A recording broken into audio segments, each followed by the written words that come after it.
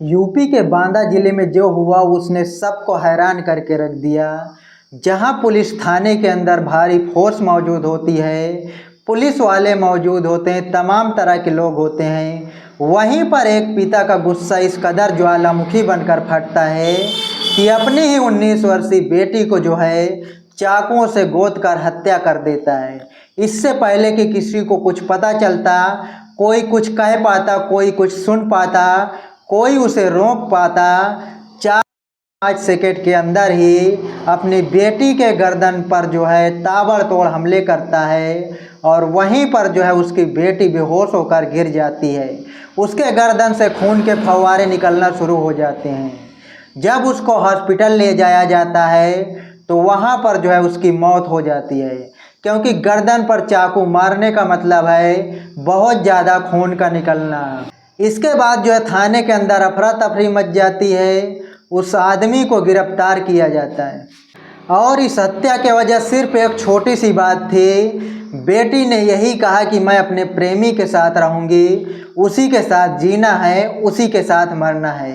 बेटी ने जो है गांव के ही एक लड़के से लव मैरिज कर लिया था और उसी के साथ रहने के लिए जो है घर पर भाग जाती है।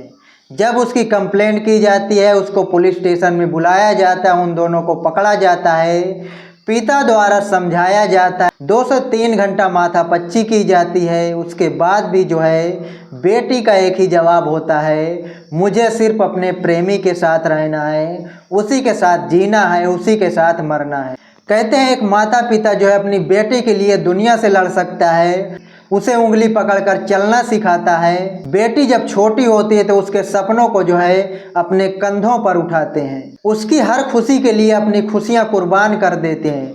लेकिन सोचिए वही बेटी जब बड़ी होकर अपना फैसला खुद लेना शुरू कर दे तो सोचिए क्या होगा। जिसे माता पिता जो है संस्कार, सम्मान और परिवार के खिलाफ मानते हैं, यानी एक तरीके से सीधे तौर पर जो है पिता और बेटी के बीच में जो है टकराव की स्थिति पैदा हो जाए तो सोचिए क्या होगा। दोस्तों, ये बांदा जिले की खबर सिर्फ एक हत्या नहीं बल्कि उस टूटे हुए रिश्ते की है, उस बदलते हुए सोच की है जो एक पिता सहन नहीं कर सका।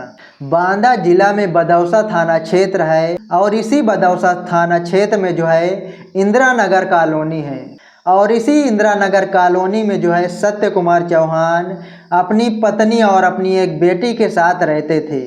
दोस्तों, इनकी 2 बेटियां होती। जो बड़ी बेटी होती है वो 24 साल की होती है, जो छोटी बेटी होती है वो 19 साल की होती है और इनका एक बेटा भी होता है जो 29 साल का होता है, वो शादीशुदा होता है। इनका जो बड़ा बेटा होता है वो सूरत में फैक्ट्री में काम करता है। इनकी छोटी बेटी का नाम शिवानी चौहान होता है।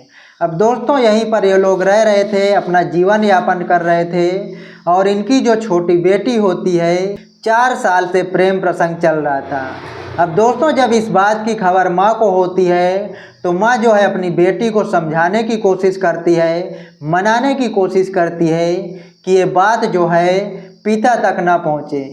अब दोस्तों, इसके बाद धीरे धीरे करके जो है कुछ दिन बाद ये बात पिता तक भी पहुँचती है तो माँ और पिता जो है मिलकर इस लड़की को समझाने की कोशिश करते हैं, शिवानी चौहान को समझाने की कोशिश करते हैं। शिवानी चौहान उस समय तो यही कहती है कि हाँ, आज के बाद बात नहीं करूँगी, आज के बाद मेरा रिश्ता ललित वर्मा से ख़त्म हो गया। लेकिन दोस्तों, कुछ दिन बाद जो है ललित वर्मा और शिवानी चौहान जो है फिर से बातचीत करने लगते हैं और घर वालों के द्वारा परेशान करता देख 18 मई को जो है शिवानी चौहान ललित वर्मा के साथ जो है गांव से भाग जाती है और वहां से जाने के बाद जो है शिवानी चौहान और ललित वर्मा जो है कोर्ट मैरिज करते हैं। कोर्ट मैरिज करने के बाद जो है एक मंदिर में शादी करते हैं। जो सत्य कुमार चौहान की पत्नी होती हैं, जिनका नाम रन्नो देवी होता है, वो पुलिस स्टेशन में जाके शिकायत करती हैं कि हमारी बेटी शिवानी चौहान को जो है गांव के ही लड़के ललित वर्मा ने जो बहला फुसला कर वो जो है भगा ले गया है। अब दोस्तों, पुलिस में कंप्लेंट होती है, शिकायत दर्ज की जाती है और इन दोनों के जो है पुलिस वाले तलाश करना शुरू कर देते हैं। पुलिस वाले जो है शिवानी चौहान और ललित वर्मा का जो है फ़ोन नंबर ट्रेस करते हैं, लोकेशन पता करने की कोशिश करते हैं, तो पता चलता है कि शिवानी और जो है ललित वर्मा वो सतना ज़िले के बड़ौदा में मौजूद है। वहाँ पर पुलिस पहुँचती है और पहुँचने के बाद जो है ललित वर्मा और शिवानी चौहान को जो है बांदा ज़िले के बदौसा थाना में ले आती है। थाने में लाने के बाद पुलिस वाले जो है शिवानी चौहान के माता पिता को खबर करते हैं कि तुम्हारी बेटी मिल गई है और तुम्हारी बेटी जो है भाग कर कोर्ट मैरिज कर ली है, लव मैरिज कर ली है। अब दोस्तों, जब उसके माता पिता को सत्य कुमार चौहान और रन्ना देवी को यह पता चलता है तो वहाँ पर जो है ये लोग थाने पर पहुँचते हैं और उधर ललित वर्मा का परिवार भी थाने पर पहुँचता है, क्योंकि दोनों परिवारों को जो है पुलिस वालों द्वारा बुलाया गया था। पुलिस वाले सबसे पहले जो है शिवानी चौहान के बयान दर्ज करते हैं, क्योंकि इनकी मां रन्नो देवी ने यही कहा था कि हमारी बेटी को जो है ललित वर्मा बहला फुसला कर भगा कर ले गया है। अब दोस्तों, जब शिवानी चौहान से पुलिस वाले पूछते हैं कि तुम अपनी मर्जी से गई थी या फिर ललित वर्मा तुमको बहला फुसला कर घर से ले गया था। अब दोस्तों, वहाँ पर शिवानी चौहान जो है अपने सारे कागजात, अपने डॉक्यूमेंट, जो भी आधार कार्ड होता है, जो शिवानी चौहान की उम्र होती है, जो मैरिज सर्टिफिकेट होता है, सारे कागज जो है पुलिस वालों को दिखाया जाता है। पुलिस वालों को देखने पर पता चलता है कि शिवानी कुमारी की उम्र जो है 19 साल होती है, जो शादी के एज से जो है 1 साल ज़्यादा होती है। और जो है मैरिज सर्टिफिकेट दिखाया जाता है तो पुलिस वाले शिवानी चौहान के परिवार से यही कहते हैं कि तुम लोग आपस में बात कर लो। और उधर ललित वर्मा के परिवार वालों को भी कहा जाता है कि तुम अपने बेटे से बात कर लो, क्योंकि दोनों जो ललित वर्मा और शिवानी चौहान होते हैं वो दोनों बालिग होते हैं। दोनों लोगों ने शादी कर लिया है और दोनों बालिग हैं। इसके कारण जो है दोनों लोग अपना फैसला, अपनी ज़िंदगी खुद जी सकते हैं। तो इस वजह से जो है शिवानी चौहान और ललित वर्मा दोनों अपना फैसला कर सकते हैं, अपनी ज़िंदगी अपने तरीके से जी सकते हैं। अब दोस्तों, दोनों परिवारों को जो है अपने अपने बच्चों से बात करने के लिए कह दिया जाता है। एक तरह से दोनों परिवारों की काउंसलिंग कराई जाती है। अब काउंसलिंग कराने के लिए जो है सत्य कुमार चौहान, उनकी बेटी शिवानी चौहान और उनकी पत्नी रन्नो देवी को जो है एक कमरे में भेज दिया जाता है, और जो है ललित वर्मा का जो परिवार होता है, जो भी उनके रिश्तेदार होते हैं, उनको जो है दूसरे कमरे में भेज दिया जाता है। अब जो सत्य कुमार चौहान है, जो अपनी बेटी को समझाने में जुटे हुए थे, अपनी बेटी से यही कहते हैं कि देखो ललित वर्मा जो है वो दूसरे बिरादरी का है, हम लोग चौहान हैं।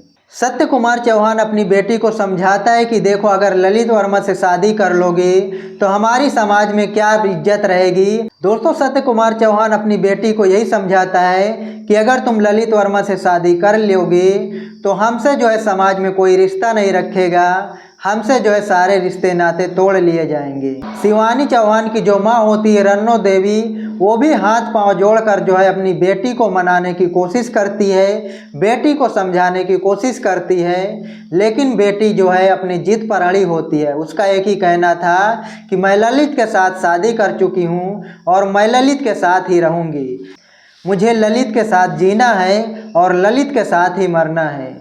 1 से 1.5 घंटे तक जो है माता पिता तरह तरह से उसको समझाने की कोशिश करते हैं, लेकिन शिवानी चौहान जो है टस से मस नहीं हो रही थी। वो यही कह रहे थे कि मैंने फैसला किया है, मेरी ज़िंदगी है, मुझे अपने तरीके से जीने दो।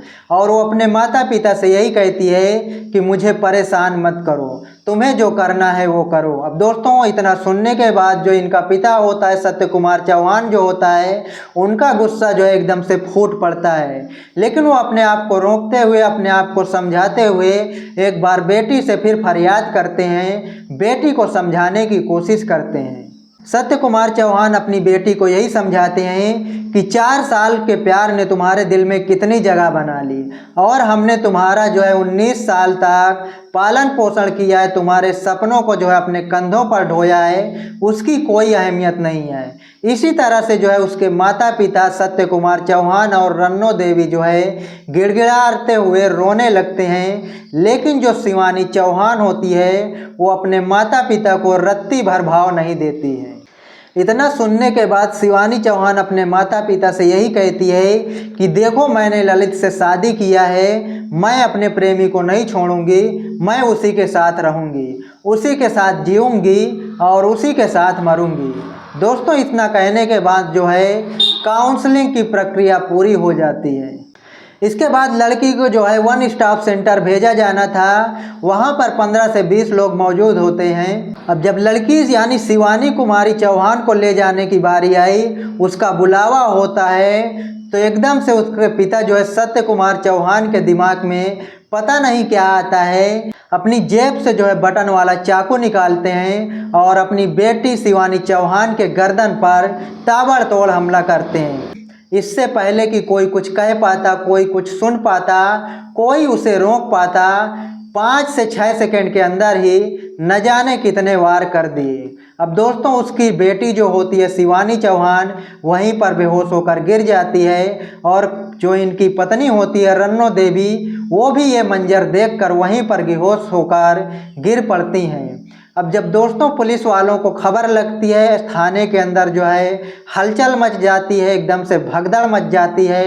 तो वहां पर पुलिस वाले पहुंचते हैं, सत्य कुमार चौहान को जो है पकड़ते हैं और जो है शिवानी कुमारी चौहान को जो है अस्पताल के लिए अपने गाड़ी में बैठाते हैं और वहां पर जो है उसको अतर्रा CSC अस्पताल में लेकर जाते हैं। वहां पर डॉक्टर उसको देखने के बाद जो है मेडिकल कॉलेज रेफर कर देते हैं।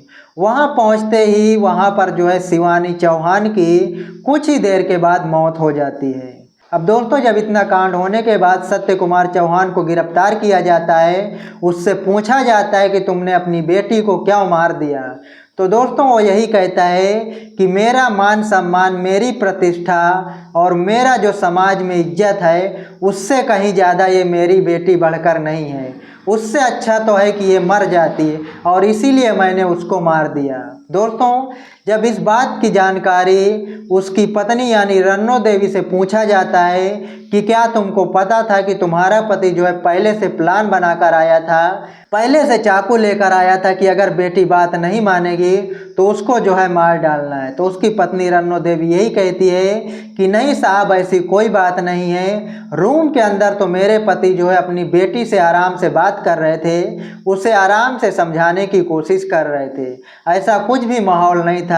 लेकिन अचानक जब हमारी बेटी हर सवाल का एक ही जवाब देती थी, बार बार एक ही चीज़ दोहराती थी कि मुझे अपने प्रेमी के साथ रहना है, मुझे अपने प्रेमी के साथ जीना है, मुझे अपने प्रेमी के साथ मरना है, तो पता नहीं एकदम अचानक से जो है अपने पॉकेट से बटन वाला चाकू निकालते हैं और शिवानी चौहान के ऊपर हमला कर देते हैं। अब दोस्तों, पत्नी के तहरीर के आधार पर जो है पुलिस सत्य कुमार चौहान को गिरफ्तार करके रिमांड पर भेज देती है। इसके बाद जो शिवानी चौहान का प्रेमी होता है, पुलिस वाले उस प्रेमी को जो है उसके परिवार के हवाले कर देते हैं, उसके परिवार को सौंप देते हैं। दोस्तों सोचिए, एक माँ बाप जो है अपनी बेटी के सम्मान के लिए किसी से भी लड़ सकते हैं, और यही गुस्सा जो है, यही नफरत उस आदमी के अंदर भी फैल गई कि मेरा मान सम्मान, मेरी इज्जत जो है मिट्टी में मिला दिया इसने। और उसी मान सम्मान की वजह से जो है एक पिता के अंदर इतनी हिम्मत आ गई। आप देख सकते हैं कि शरीर से कोई बहुत ज़्यादा तंदुरुस्त या हट्टा कट्टा नहीं है। सोचिए, इस तरह के आदमी तो क्या, हर तरह के आदमी जो है पुलिस स्टेशन या पुलिस थाने के अंदर जाने से डर लगता है उनको, पुलिस थाने जाना नहीं चाहते, जेल नहीं जाना चाहते। लेकिन मर्डर करने के बाद जो है सत्य कुमार चौहान इस तरह से चल रहा है, इस तरह से खड़ा है जैसे उसे अपने बेटी को मारने का कोई पछतावा नहीं है, कोई मलाल नहीं है। सोचिए, अपना मान सम्मान और इज्जत बचाने के लिए पुलिस स्टेशन के अंदर अपनी बेटी को ही मौत के घाट उतार देता है।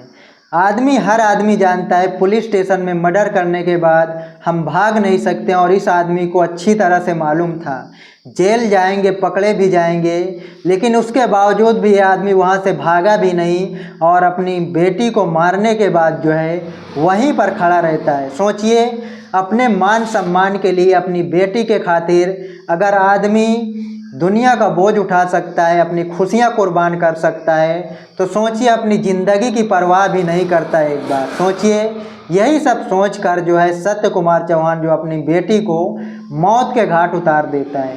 लेकिन क्या ये चीज़ें सही हैं? क्या मौत, क्राइम का बदला क्राइम एक सॉल्यूशन है? क्या एक हल है?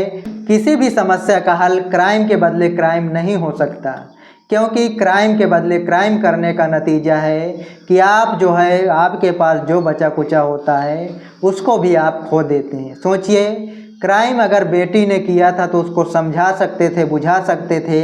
अगर वो नहीं मानती तो उसको अपने रास्ते पर छोड़ सकते थे, अपनी लाइफ जी सकते थे। मानते हैं 15-20 साल आदमी जो है अपने बच्चों को पालता है, उनको जो है शिक्षा देता है, संस्कार देता है, लेकिन ज़माना ही ऐसा है, समय ही ऐसा चल रहा है कि जब बच्चे बड़े हो जाते हैं तो अपने तरीके से जीना चाहते हैं, अपनी लाइफ जीना चाहते हैं, अपनी मर्जी से जीना चाहते हैं। लेकिन आपने उसका मर्डर किया, इसका हल क्या निकला?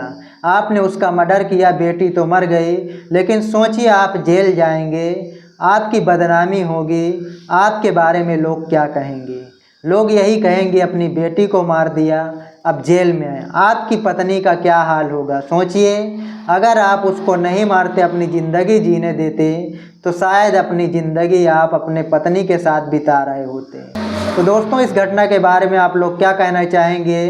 कमेंट सेक्शन में ज़रूर बताएं। मिलते हैं किसी नई वीडियो के साथ, किसी नई घटना के साथ। तब तक के लिए नमस्कार, जय हिंद।